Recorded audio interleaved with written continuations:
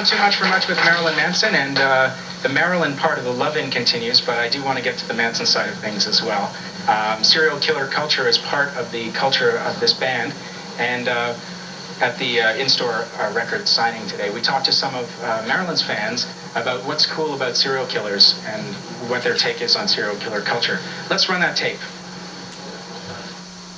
It's exciting, and it excites people, and they're very sexy, so I think they're very appealing to moi and other freaky people like myself. There's a certain fascination, though, because nobody really knows what made them snap. Personally, I feel that serial killers are interesting. I'm very interested in them, but there's nothing, I'm not fascinated by them. I'm fascinated by the way they think, like what happened to them when they were younger to make them do what they did. Because they're sexy. So, serial killers are sexy. Lynn, I know you've done some thinking and some writing about this, and I don't think that you think that Marilyn's doing this, but what's your response to what you've just seen and to Marilyn's take on it? Well, I'd first like to introduce myself as the token female and token fan on the panel. I really like your music very much, and I used to think that you had a kind of a fanish relationship with serial killers, and I've since reevaluated that.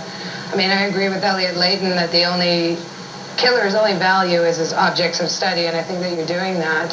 I think that you're being critical in your relationship to killers, not only in your name, but in your work, and that image of you riding the hog in Sweet Dreams seems like a wonderful repossession of Manson's blood pig. I mean, I could be way off, but that's the way I read the kind of, not just the wit of your work, but also your sense of interrogating the role of the serial killer in society. But not all the kids are getting that. What do you mean by, well, I noticed. Well, it's sexy and it's cool. Yeah, John Wayne Gacy is really sexy. Well, I didn't say it was the kids No, on I Main Street know, today, you said it. yeah, I know. So Why do they think killers are sexy? It's not why do they think, but I mean, you're getting it on one level and they're getting it on another level. So as a newborn fan of Marilyn Manson, you feel comfortable with the way that everyone else responds to his music, or do you divorce yourself? I don't even connecting what I just saw on television with his music. I mean, I honestly believe he's doing something intelligent with the subject of murder. What I just heard wasn't particularly intelligent. However, I do understand that some women and men find a sexual connection with murderers because they have a kind of power socially. And the funny thing is, we live in a country that makes Jesse James a hero. You know, and he was just as much a serial killer as Ted Bundy. Right. So, you know, you want to blame something, you blame that squared machine right there, because that's what makes serial killers sexy. But the 13-year-olds don't understand what she just profiled. Those kids that think it's sexy and cool, they don't have that comprehension. It's ridiculous. And who was down at HMP this afternoon? I mean, what size of the population was it? 50%, 60% that would have been under 16 years old? I can appreciate that, but you can't blame me for how parents raise their kids. And you can't blame me for the phenomenon of violence being glorified. I mean, it was there way before I've ever existed. But I can blame you as a thinking adult. I'm just making a comment on it, you know. I mean, you could want me to be a hero and take all these people to church, but, you know, I'm just making a statement because I'm an artist, you know. And I can appreciate where you're coming from because a lot of my morals aren't far from yours. It's just I do things a different way. I do things in a much more honest, raw way. And that's why it rubs people wrong sometimes, you know, but we're not that far off. I would think we're pretty just far. 1 second. He thinks you're pretty far apart. I just want to let everyone know we got 10 minutes. All right, so it's either soundbite time or a lot of people aren't going to get to say what they want to say. Chris. Yeah, I just wanted to say, because we've kind of kept hitting on this idea of what Marilyn is doing as a reflection or a mirror of society, okay? That he's mirroring either society's fascination with serial killers or fascination with self-mutilation, depression, okay? And maybe he is a good mirror of society, and maybe, you know, maybe he does a good job with that. But I think what he doesn't do is, I don't think he does it with a sense of compassion, okay? Because I've read interviews where you've kind of given me the impression that you basically, you know, don't give a damn whether your fans live or die. Because I think I remember you saying in a couple of interviews that if someone had killed himself because of something that he felt inspired you, I'm not saying it's your fault. I mean, it's obviously his. But there's some sort of influence going on that it wouldn't really bother you that much. And, okay, Right, I'll cut to the chase. What I'm saying, though, is that It's one thing to say you're a reflection of a society, but what I really want to know is if you're just getting people to reflect and think about their own pain and confront it.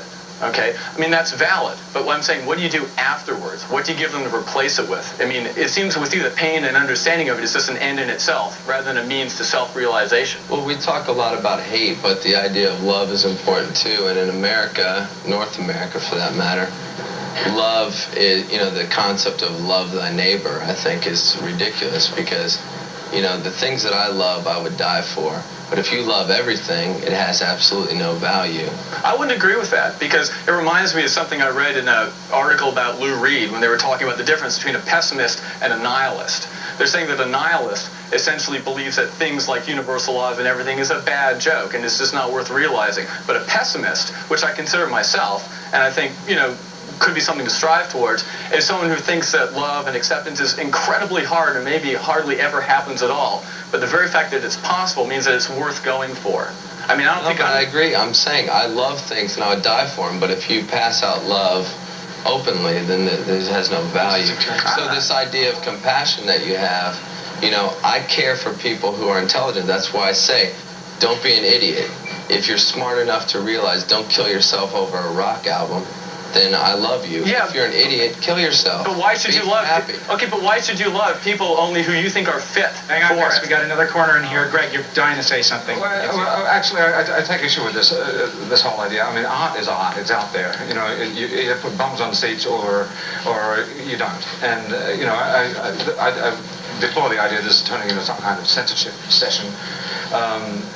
People like it, people don't. But let's not forget that what Mrs. Marilyn is selling. Mrs. Marilyn, I think you'll answer to that. Yeah, go ahead. Is doing is selling records. I mean, this is not art. It is, just selling art. Actually, Mark, you have an interesting take on this too, because this millennial angst, it sells pretty well, doesn't it? Well, it sells more and more as time goes on, too. And I think what's interesting about a lot of the stuff that we've been seeing is this move to ever greater degrees of extremism. And one of the things that's troubling about that is that it's not clear where you're going to go. I think Chris is asking the right question, because you can keep pushing this. So, you pierce your body, you tattoo your body. What do you do next? Cut off a finger, cut off an arm? I don't know. But at a certain point, this becomes self-defeating. And I think before it gets to that point, you've got to say, let's turn it around and let's do something really interesting. I would love to see America be conservative again, and North America again, I'm sorry. Whoa, this province is pretty conservative right now. I don't know if you're not reading the papers. I feel it's almost my duty to take things to such an extreme level so it can be born again and appreciate the beauty and the magic of taboo of sex, drugs, and rock and roll, because it's so commonplace. Even this show is called Too Much, but it's not. It's not too much for anybody. It's every day. I would love to be in the 50s and the 60s again when people blushed when you. Yeah, it'd be a lot easier for you to shock people. Absolutely. I wouldn't have to shock people. I wouldn't be necessary. I just got to get back here before this poor person has a hernia. Go ahead. First, I'd like to wish you a happy Halloween. Second, I love the jacket. It's really cool. And third, when was the first time you put on a dress, and how did you feel? Probably when I was a child, and I felt like I was worried my mom was going to catch me. That was about it. That just before we got into the dress, we were on something which I think is, as we draw to the close of the show, a good note to end on. And that question, what to do next when everything is so extreme, and when you're about pushing the envelope, and where do you actually go, is a really important one to ask Marilyn. Well, I guess I'm going to have to become a born-again Christian. That's the only thing that's left to shock people with. Tim, he's coming across the floor. It sounds Go ahead. like a good idea. So you might as well thank me. If you'd like to talk to me, I'd be glad to. Well, I think it's important to keep this in historical context, too, that what Marilyn is doing is not necessarily anything new.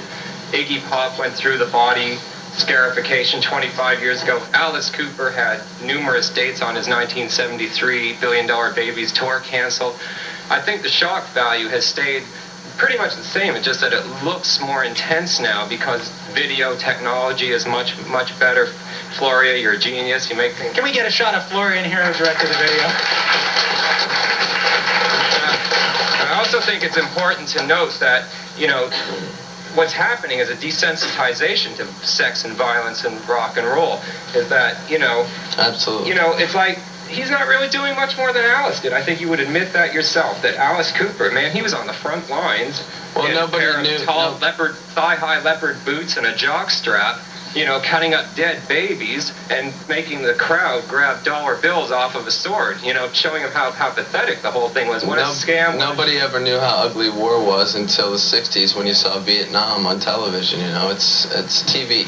And this ties in with what and this is the medium that we're on, so, if anyone's to blame, you must blame yourself. All right, I'll take all the responsibility for the extreme elements of our culture. Go ahead. I'd like to say that, I hate to see that we're blaming one person for creating monsters in society when it looks like we're just creating our own. Each person is responsible for creating their own monsters and their own fears. I mean, it's like we look at Mr. Manson, Reverend Manson, Marilyn Manson, whatever you want to call him. To us, he's a form of entertainment. If you want to make him out to be a monster or an icon, that's up to you. And it's pretty sad if you blame him for everybody's troubles, or people like him, or people like us that are sitting in here. It's a pretty sad state of affairs when we have to turn to one person and say, it's all your fault.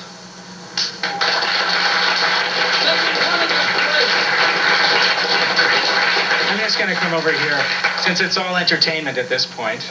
This person is trying to entertain us all night. Go ahead. Okay, what I want to know is what he thinks makes a person beautiful, and who does he consider to be a beautiful people?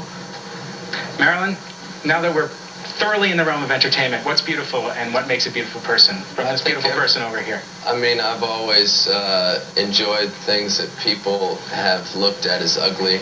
I think anything that's imperfect or flawed is more beautiful than something that's very plastic and, fits the status quo of what's beautiful.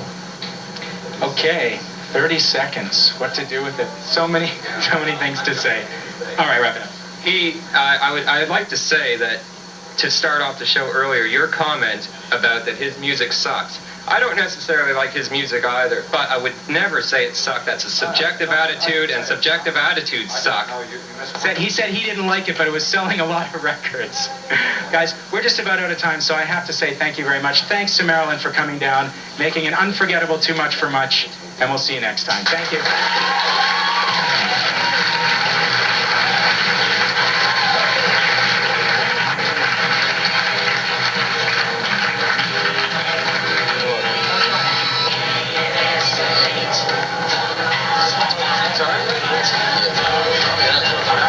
Yeah, real quick.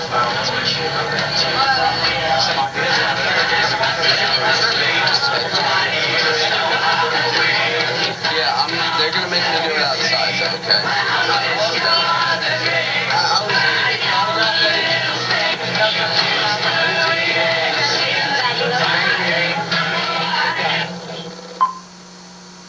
The Buzz Bin, we catch up with